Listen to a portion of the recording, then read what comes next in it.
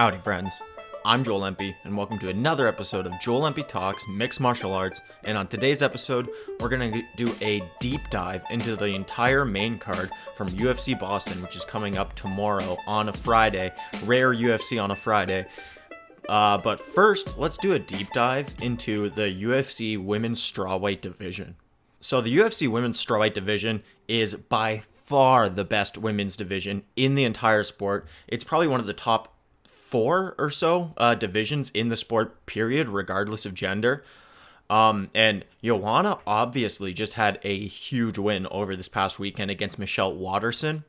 And it looks like Joanna's in line to take on Chinese champion Zhang Li for the UFC strawweight strap. So how is that fight going to look? Joanna versus Zhang. First, let's talk about who the number one contender for Zhang Li should be. I do believe it should be Joanna. Joanna obviously believes that. The UFC promised her, apparently, they promised her a title shot if she were to get past Waterson this past weekend, which she obviously did with flying colors. But then you've got Tatiana Suarez out there in the wings who deserves a title shot in her own right, but just can't get one by virtue of she can't stay healthy. She has a very bad neck injury right now. I believe it's her left hand. She can't grip things with full strength. She has pain and when she tries to grip things with her left hand. She can't train at full capacity at the moment. She can't grapple. She can't strike at full capacity. So should be the number one contender at strawweight, and might have even been the number one contender ahead of Zhang Li if she would have been healthy. Before Zhang Li just took on Jessica Andrade recently, but she hasn't been healthy. She's not healthy, so she's kind of stuck in limbo until she can get healthy. And at that point, she'll probably get a number one contenders fight, or maybe she'll just be fast tracked straight for a title shot. She definitely deserves it. Tatiana Suarez is the boogie woman at 115 pounds. It's not Joanna, it's Suarez. She's the female Khabib. She's an absolute nightmare, but like I said, she's injured, so she's sort of on the back burner right now. And then you want to look at the other top contenders at strawweight. It would be Andrade, who obviously just got KO'd by Zhang Li in about 40 seconds. So she doesn't deserve, she had just won the belt. She never defended the belt. Her first title defense, she got TKO'd by Zhang Li. So she's sort of out of the conversation, I think. Maybe she's one away from a title shot, but she's out of the conversation. And then you've got Rose Namajunas, who is obviously, her most recent outing was a loss to Andrade. So, she's coming off a loss. She doesn't have a win most recently under her belt. So she's sort of out of contention. She's probably one away, similar to Andrade. So that's the state of the division right now. Is you've got Joanna, who is the number one contender to take on Zhang Li, and then you've got this next crop of contenders that there's 3 of them there in Suarez, Andrade, and Namajunas. But really, Andrade is the only one who right now, out of those 3 girls, is really ready to go. Suarez obviously has the injuries, so there's question marks surrounding her there until she can get healthy. And then Namajunas has been really quiet ever since she lost the belt. Hasn't really shown any desire to get back into the title picture. So if Suarez and Namajunas are out of the picture, then, you could do a Nina Ansarov versus Jessica Andrade for the next contender after Joanna takes on Zhang Li. Because so I believe I've established now that it should be Joanna versus Zhang next. So how would that fight look? I think that Joanna would be able to beat Zhang Li. Obviously, Zhang Li is basically undefeated in her career. She hasn't lost since her first fight, which was apparently an amateur fight, but it mistakenly is on her pro record. So she should be an undefeated champion, for the record. But Joanna's just got such incredible length, and she's just such a good mover, and she's such a versatile striker. She's really using her kicks a lot more, as we saw in this past weekend against Waterson. And she is so good at sticking and moving. And she has so much 5-round experience. And with the exception of the one time she was caught by Namajunas, she has shown, a tremendous ability to avoid damage. She fought Andrade for 5 hard rounds, and Andrade was never really able to get inside enough to land her big bombs. And I feel like it would be similar with Zhang Weili. Zhang Weili would give up a little bit of height. She would give up a little bit of reach. Sure, she might have more one-punch knockout power, but I just feel like Joanna is such an expert at keeping the distance that whenever Zhang Weili would try to encroach on that distance, Joanna would just have, some kind of angle cut or some kind of move to be able to get out of there. And so I think that Joanna should be favored in a fight against Zhang Weili. Now, I don't know if I favor Joanna against Namajunas in that kind of a fight. I don't know if I favor Joanna versus Suarez. So I'm not sure that Joanna, a lot of people might think that, oh, Joanna has returned to her full form and, she can be another dominant championship run. And I think that she can win the championship belt, but I don't know if she has another dominant run in her. This next crop of contenders, I would favor her against Andrade because we've already seen that. I favor her against Zhang Weili, but against Namajunas, we've seen Namajunas beat her twice. I would favor Namajunas. And then against Suarez is just an absolute nightmare. I favor Suarez over everybody, over everyone. So, man, this strawweight division is just so exciting right now. I mean, there's just such an elite crop of contenders, and there's so many interesting matchups.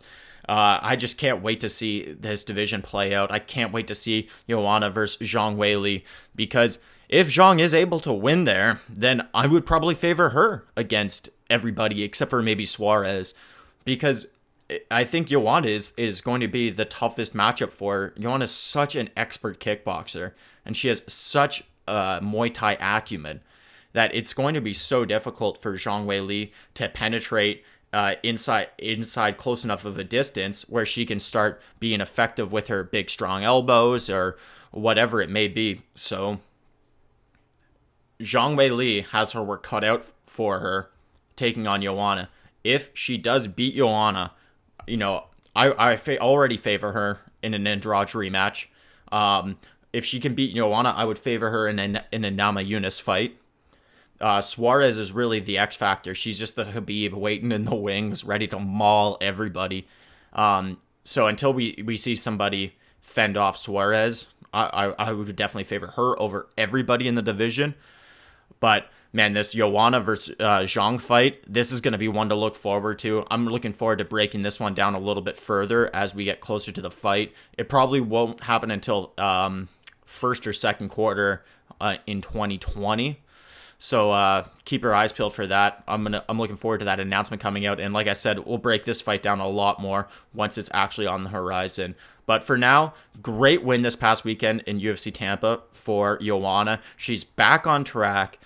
And I can't wait, to see her compete again. All right, guys, now let's look forward to UFC Boston this weekend. Coming up tomorrow, actually, rare Friday night UFC card.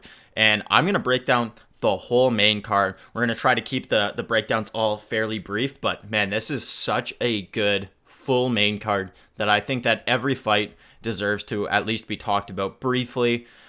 Usually, I'll only do maybe a co-main and main event and maybe one other fight, but this for a free card on ESPN, this is a better card top to bottom than Australia a couple of weeks ago, which was a pay-per-view. So this is a really, really good main card. Let's start with the first fight of the night. So the first fight on the main card is going to be Darren the Dentist Stewart taking on Deron Winn, who I call Mini DC. If you don't know Deron Winn, he's a close friend and training partner of Daniel Cormier. And I mean, this guy is he is the ultimate fire hydrant of a human being. He's 5'7", and I think that's generous. He looks like he's 5'5" or 5'6" whenever you see him beside other people. But he's 5'7", has competed at 205 pounds. He's now competing trying to compete at 185. He actually missed weight for this fight. Came in, I think, at 188 and a half, so like 2.5 pounds over the weight.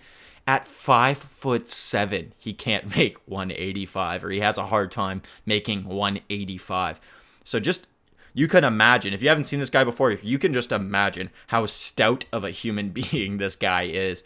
And dude, he is just a behemoth of a grappler. He is just so dominant with his wrestling that he is really, even though he gives up such a size advantage, his low height does give him tremendous leverage, which helps with his wrestling, being able to get up underneath people.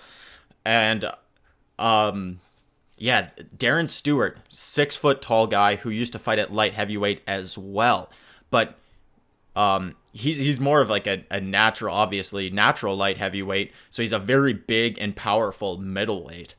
Whereas Deron Winn is, a much smaller middleweight, the smallest middleweight you will see. If he could get his diet and his discipline down, and he could actually make 170 pounds, I think Deron Winn has UFC championship caliber potential. But at 185, at 5'7", he's gonna have a hard time with these bigger 85ers. Kyle Stewart's 6 foot, has a 74-inch reach. He likes to strike, whereas Deron Winn is purely a grappler. So that's going to be the battle for Darren Stewart, is going to be trying to keep Deron Winn off of him. I don't think he's going to be able to do it. I think Deron Winn is going to be able to walk through the danger and grapple the shit out of just about everybody at middleweight until he reaches that top 15, that really upper echelon caliber of guys, or if he fights somebody who has really quality takedown defense, Deron Winn is going to be able to beat most of these guys. And I just think Darren Stewart falls in that category of, he's a striker, but he's just not the most adept at anti-wrestling. And I think that Deron Winn is going to be able to exploit that, is going to be able to pin Stewart to the fence, wall install, lay and pray, ground and pound. I'm not saying wall install and lay and pray as in, he's going to be dormant and not attempt to attack at all. But I mean that's where he's going to dictate the fight to take place. And there's not going to be a lot that Stewart's going to be able to do about it. The second fight on the main card is going to be Macy, the future Barber, taking on Jillian Robertson. And this is a fight that I'm just dying to see. I'm looking so forward to this one. Jillian Robertson is an amazing fighter, really exciting. She's very talented, and she's only 24 years old in her own right. But Macy Barber is just a 21-year-old phenom who has been very vocal that her goal is to beat Jon Jones's record for being the youngest UFC champion in history. Jon Jones became UFC champ when he was 23, so Macy still has 2 years to break that record.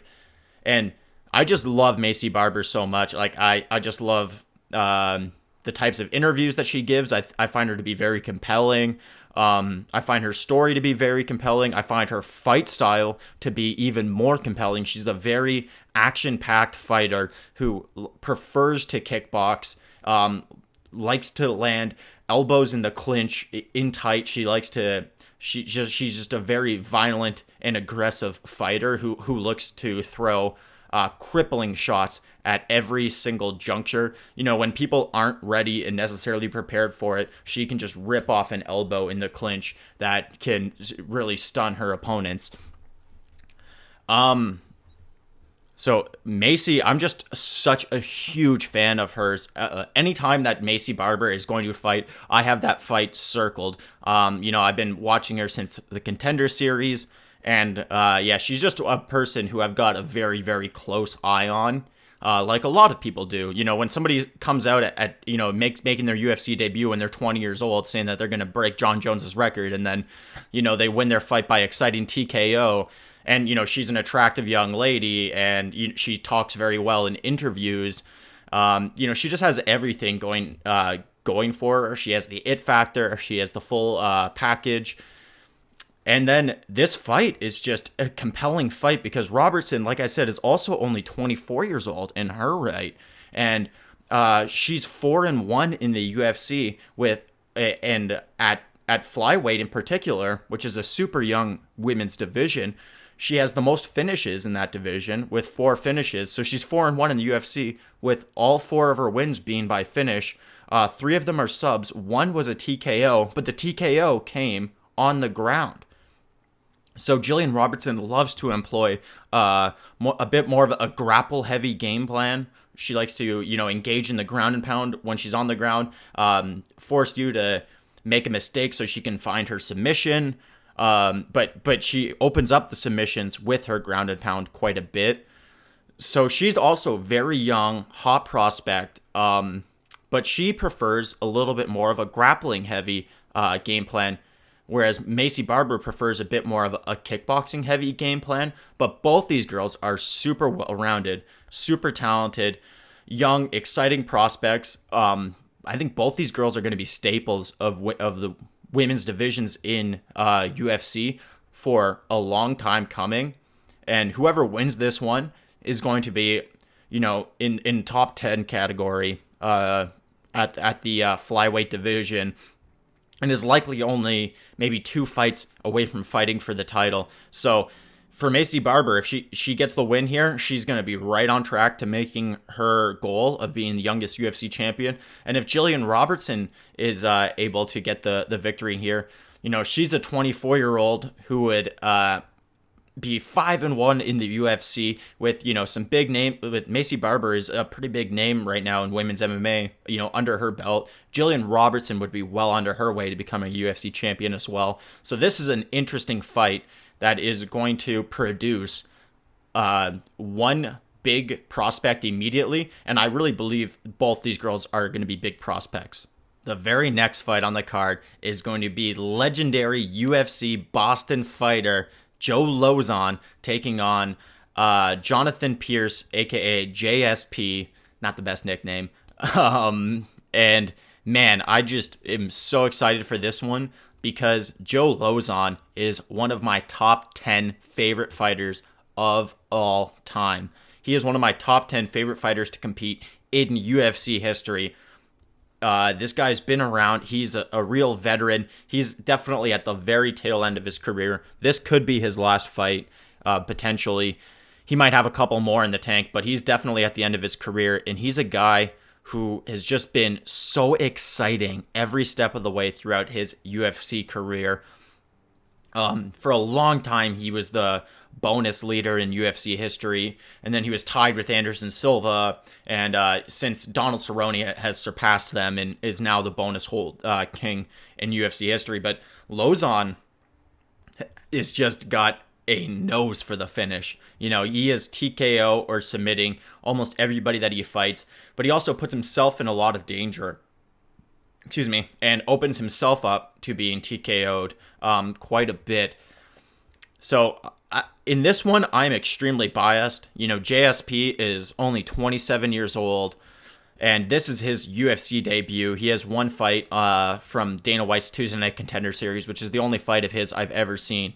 And I will say he is tenacious and relentless with his output.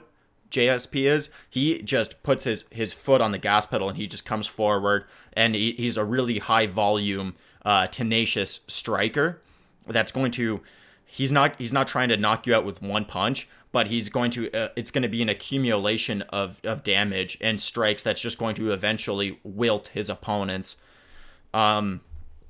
So with his high action, JSP's high pace, his volume style, matching with Joe Lauzon's propensity to get exciting finishes, and win a lot of bonuses throughout his UFC career, I think that this could be a really, really fun fight. I think that this is either going to be a high action fight that's going to go for a long time and it's going to be really exciting and interesting to see, or somebody's going to get finished really quickly, like JSP is going to, is either going to, he could TKO Lauzon rather quickly, or Lauzon could land, a nice punch and then drop into a guillotine and get a quick sub.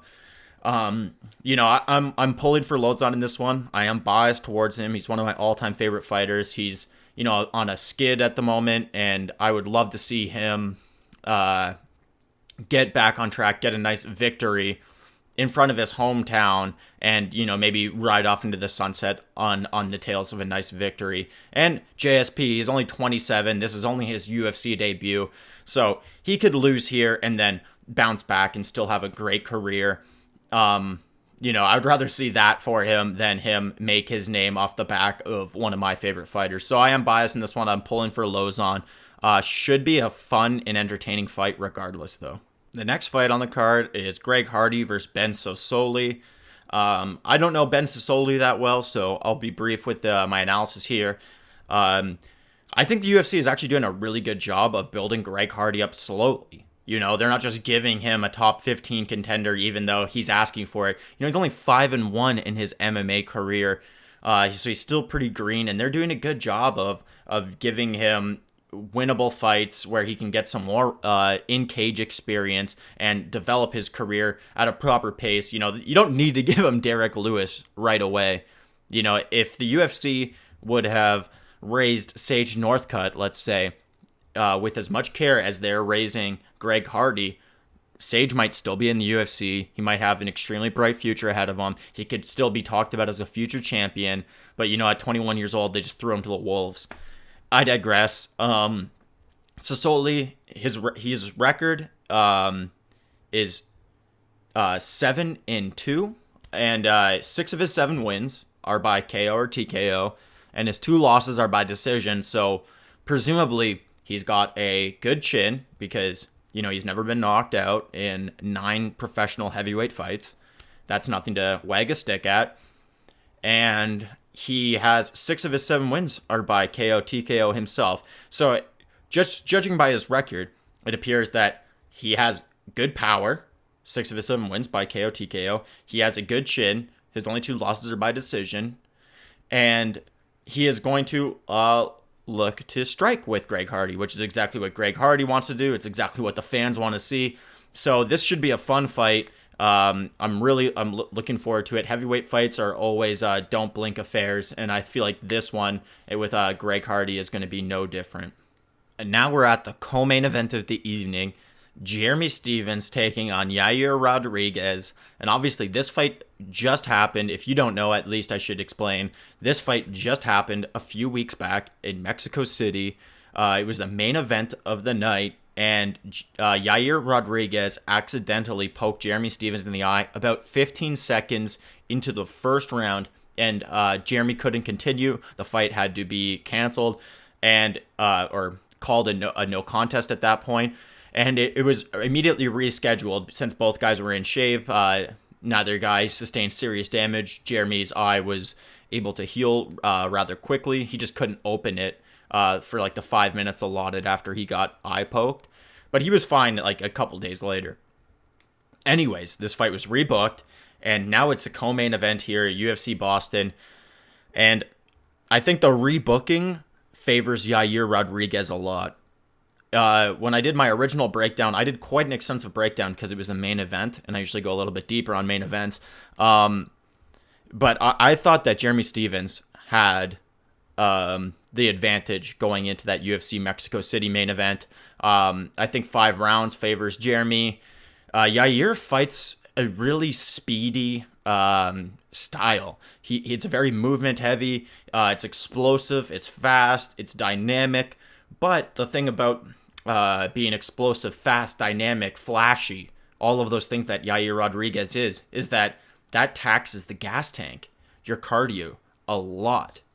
So in a 5-round affair, Jeremy Stephens is just a ruthless animal of a human being who is going to press forward and throw ridiculous, ferocious power shots. But even though he is ferocious and powerful, he has extreme cardio to be able to go for 5 full rounds.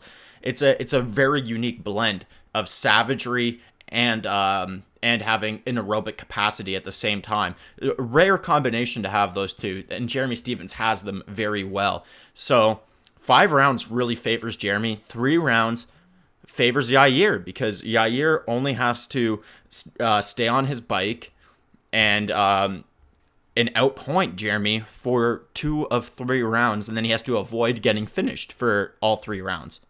And I like Yair's chances to be able to do that. Once again, I'm a little biased towards Jeremy Stephens. I like him a lot as a fighter, and he's been, so close to the top for so long. He's been at the highest level of the UFC for such a long time and has just never been able to break through that quintessential point to be able to earn a title shot. And I would just love to see Jeremy Stephens finally get his due. And so, Yair Rodriguez, it's a little bit like that JSP point that I just made. He's so young. He has a whole bright future ahead of him. Whereas if Stephens stumbles at this point of his career, and you can't get past the Yair Rodriguez's of the world, who's like a young, surging up-and-comer, then you're not going to be able to compete for a title. I think that this is an impasse for Jeremy Stephens, to where if he can't beat Yair, I don't think he's ever going to get his title shot, and he might go down in history as one of the greatest UFC fighters ever to not get a title shot. So I would love to see Jeremy be able to use his power to walk down Yair, land his big shots, and hopefully be able to get that TKO win that will propel him towards a title fight. Alright guys, now let's talk about the main event of the evening. Dominic the Devastator Reyes taking on Chris the All-American Weidman, and this is a great test for both of these guys. This hasn't been explicitly said, but I think that the assumption here, and I believe it's a correct assumption, is that the winner of this fight is going to get to take on Jon Jones for the light heavyweight title. Just think about it like this. Dominic Reyes is 11-0 right now.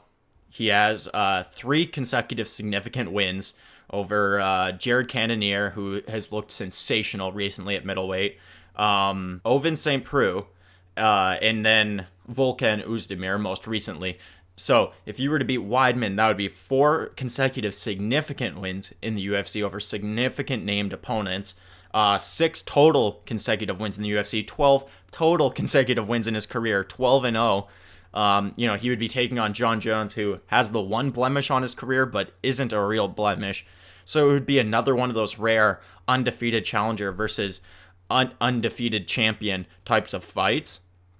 And then if Weidman is to come in here and beat Reyes, who is ranked number 4, the only 3 people ahead of him are all guys that have already fought Jon Jones for the title. One of those guys is also Daniel Cormier, who has explicitly said he only has 1 fight left in his career, and it's this fight up at heavyweight against Stipe Miocic. So the fact that he's in the light heavyweight rankings just speaks to the fact that the rankings are stupid. But regardless, you have to respect the rankings somewhat. Reyes is 4th in the rankings. The only people ahead of him, like I said, have already competed against Jon Jones. And if Chris Weidman is able to beat Reyes, just think about the storyline of Chris Weidman getting to take on Jon Jones. Chris Weidman was the guy who dethroned Anderson Silva after Anderson Silva had maybe the most epic championship run in UFC history. I think it's the most epic championship run in UFC history. Chris Weidman ended that run. And then there was always, Weidman was the undefeated middleweight champion after that. And Jon Jones was the undefeated light heavyweight champion. They're both New York guys. So there's always that bit of a talk about, man, what if Weidman went up to 205 to take on Jon Jones? It'd be a battle of New York, battle of undefeated champions, a super fight of all super fights if they were to do it. Now we're just 1 fight away from potentially seeing that, getting that storyline re-engaged of Weidman. Imagine Weidman, the career, if he wins this fight and goes on to fight Jon Jones, if he could somehow, this is just giant ifs, but if he were to somehow get to the Jon Jones fight and dethrone Jones, imagine being the guy who dethroned Anderson Silva and Jon Jones. I mean, Weidman's already going to go down as one of the greats. He's already a Hall of Fame fighter. But if he did that, he would be in the GOAT conversation, which he has precluded himself from with his recent past. Chris Weidman in his last 5 fights has 4 losses. He's 1-4 in his last 5 fights. All 4 of those losses are by TKO or KO. That's not a good recent track record. In case you couldn't tell that. It's not a good recent track record. And Dominic Reyes is a knockout artist, kickboxer in his own right, who we already saw Dominic Reyes fight Jared Cannonier a few fights back, and Reyes just was so much physically stronger and so dominant in his striking against Cannonier, who has just been a murderer since he went down to middleweight. I wonder if that's maybe an indication of how this fight is going to go for Weidman a little bit. You know, Reyes is as big a light heavyweight as you can really get. He's like one of these new breed light heavyweights that is like borderline heavyweight sized, you know, like John Jones or Johnny Walker or Gustafsson. You know, he is one of those enormous light heavyweights, and Weidman's going up in weight. He's hardly cutting a pound for this fight. So Reyes is going to have, should sport a significant size and strength advantage. Now, I know Weidman does technically have a 1-inch longer reach, but Weidman fights a lot more of a square stance because that allows him to transition between his striking and his grappling a little bit easier, whereas Reyes is a lot more of a sideways stance because that allows him to pop his jab up and utilize his striking and remain elusive. So a big thing in this fight is going to be Weidman's grappling, really. If Weidman employs a grapple-heavy game plan, he might have an avenue to success that way. We haven't seen Reyes fight any grapplers, period. No grapplers. So we don't really know what his grappling defense is going to be like. We know he prefers to strike, but we've never really seen him have to utilize his grappling defense. I know some people might say, well, Volkan Oezdemir was able to take him down a couple times, so it should be easy for Weidman to be able to do that. Well, Reyes wasn't concerned about Oezdemir's takedowns, so perhaps that aided Oezdemir's ability to capitalize on some of those takedowns.